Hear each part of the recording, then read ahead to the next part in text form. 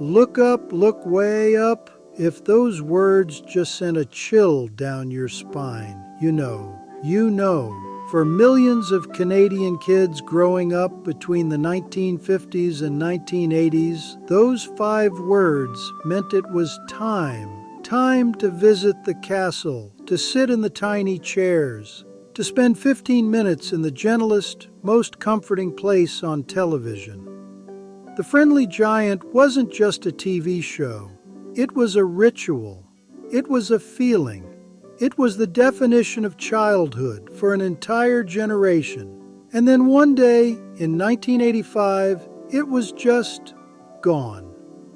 Today, we're telling the story of the show that raised a generation and asking why it vanished from our screens. The Friendly Giant ran on CBC from 1958 to 1985. 27 years, over 3,000 episodes. And here's the thing, it never changed. The format stayed exactly the same for nearly 3 decades, and that was precisely the point.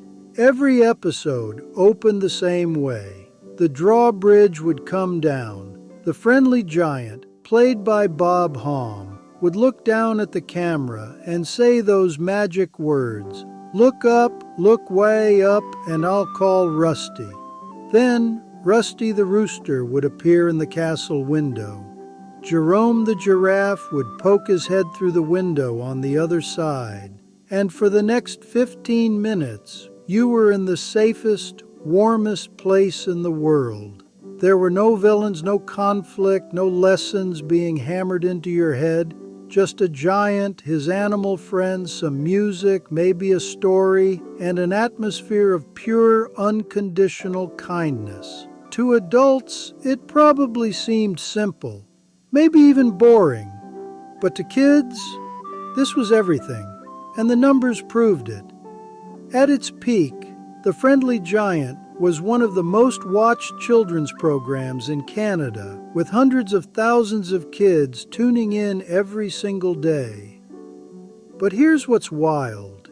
If you're under 40, there's a good chance you've never heard of it. The Friendly Giant has almost completely disappeared from Canadian culture, despite the fact that it shaped the childhood of millions. So what happened? Let's dive in. The Friendly Giant started in Madison, Wisconsin in 1958, which surprises a lot of people. Bob Homme was an American musician and performer who created the show for a local TV station. But within a few months, CBC Television discovered it and brought it to Canada, and that's where it found its true home. Bob Homme moved to Toronto, and the show was produced out of CBC's studios. It became a Canadian institution almost immediately. But what's fascinating is why Homme created the show in the first place. This was the late 1950s, and children's television was still figuring itself out. A lot of shows were loud, frenetic, trying to grab kids' attention through spectacle and energy. Bob Homme had a completely different philosophy. He believed children needed television that was calm, gentle, and respectful of their intelligence. He once said in an interview, "I'm not trying to teach children. I'm trying to be with children." And that's exactly what the show was. Just being present with kids, treating them like they mattered, like their time was valuable. The format was incredibly simple. The set was a castle, but it was deliberately scaled to make Bob Homme look giant-sized compared to the furniture. There were little chairs by the fireplace, 2 for you and 1 for Rusty, where the viewers were invited to sit. Rusty was a rooster puppet operated by Rod Coneybeare. Jerome was a giraffe puppet, also operated by Coneybeare. And that was it. That was the whole show. Bob would play music on his recorder or guitar.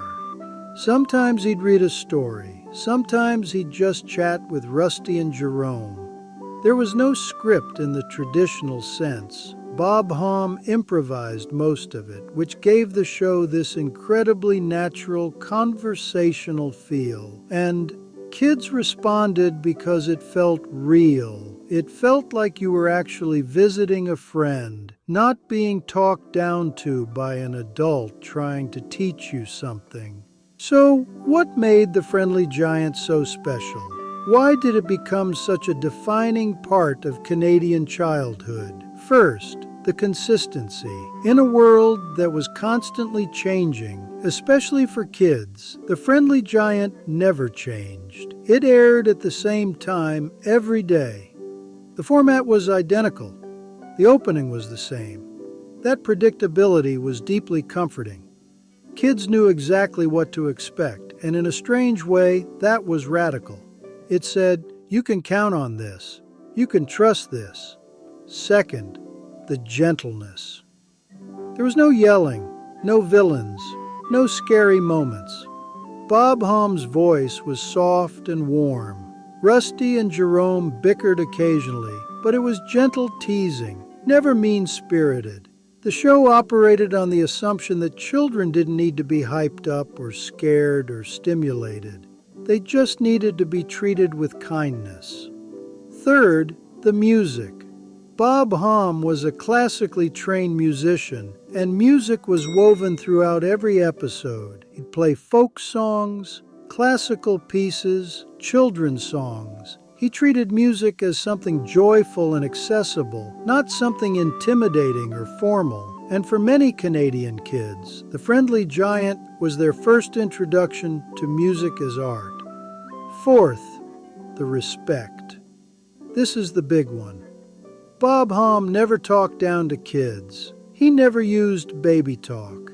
He spoke to children like they were people worthy of his full attention and respect. And kids could feel that. They knew they were being treated differently than on other shows. There's a reason parents trusted this show. You could put your kid in front of The Friendly Giant and know they'd be safe, entertained, and treated well. In the 1960s and 70s, before streaming and on-demand content, that mattered enormously. And here's something that often gets overlooked. The Friendly Giant was distinctly Canadian in its sensibility. It wasn't loud or flashy. It wasn't trying to sell you toys. It was understated, polite, warm, and genuine. It reflected Canadian values in the best possible way. Now let's talk about what was happening behind the scenes, because The Friendly Giant was more remarkable than most people realize. Bob Homme was the heart and soul of the show, but Rod Coneybeare was the unsung hero. Coneybeare not only operated both Rusty and Jerome, but he also provided their voices at the same time. He'd be crouched below the set, puppeteering both characters, switching between Rusty's enthusiastic voice and Jerome's gentle, slightly melancholic tone. It was an incredible feat of puppetry and vocal performance. The show was filmed live to tape, which meant there were no retakes. If something went wrong, they'd just keep going. And things did go wrong sometimes. Puppets would get tangled, props would fall, Bob would flub a line, but they'd just roll with it, which actually added to the show's charm. It felt real because it was real. The set itself was remarkably small. The entire castle could fit in a modest studio space. The chairs were deliberately child-sized, which created the forced perspective that made Bob Homme look giant. It was simple but effective, and that simplicity was part of the magic. There was nothing to distract from the relationships between the characters. Bob Homme was deeply committed to the show. For 27 years, he showed up and gave the same gentle performance. He never phoned it in. He never got cynical. He genuinely believed in what he was doing, and that sincerity radiated through the screen. But here's something most people don't know. Bob Homme struggled with the show's success in some ways. He was so identified with the friendly giant that it was hard for him to be seen as anything else. He was a talented musician and performer with a wider range, but to the public, he was the friendly giant. He accepted that gracefully, but it wasn't always easy.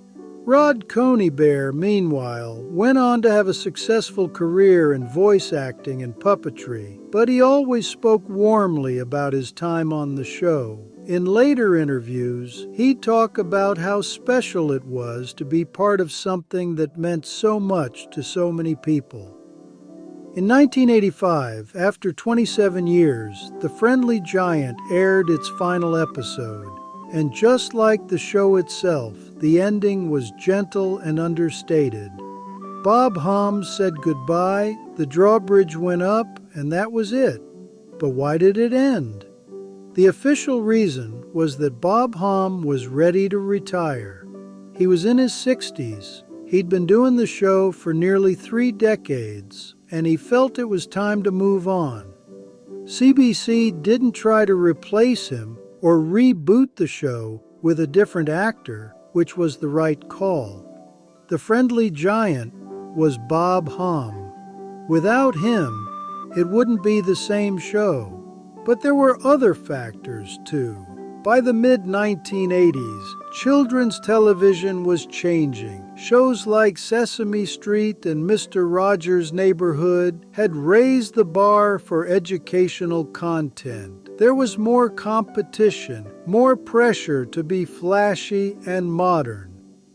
The Friendly Giant's quiet, simple format was starting to feel out of step with the times. And here's the heartbreaking part. Once it ended, it just disappeared. CBC didn't air reruns regularly. The episodes weren't released on VHS or DVD in any meaningful way. There was no streaming service to preserve them. An entire generation of Canadian kids who'd grown up with the show watched it vanish, and their own children would never know it existed. Bob Homme passed away in 2000 at the age of 81. Rod Coneybeare continued working until his death in 2011. The puppets, Rusty and Jerome, are now housed in the CBC archives, along with a few other props from the show. But for the most part, The Friendly Giant exists now only in the memories of those who watched it. So why does The Friendly Giant matter? Why should we care about a show that ended almost 40 years ago? Because it represented something we've lost. In a media landscape that's increasingly designed to overstimulate, to grab attention at any cost, to monetize every second of screen time. The Friendly Giant was the opposite. It said, slow down, be present. You don't need to be entertained every second. Sometimes it's enough just to be together. Bob Homme understood something profound about children. He knew they didn't need to be constantly stimulated or taught or sold to. They needed to be seen, to be respected, and to be given space to just exist. That's what the show provided, a space where kids could be themselves. And for an entire generation of Canadians, that space was formative. The Friendly Giant taught kids, without ever explicitly teaching, that gentleness is strength, that quiet is okay, that you don't have to be loud or aggressive to matter. Those are deeply Canadian values, and they're values worth preserving. The show also represents a different era of Canadian broadcasting, when CBC was committed to creating content specifically for Canadian children, content that reflected Canadian values and sensibilities.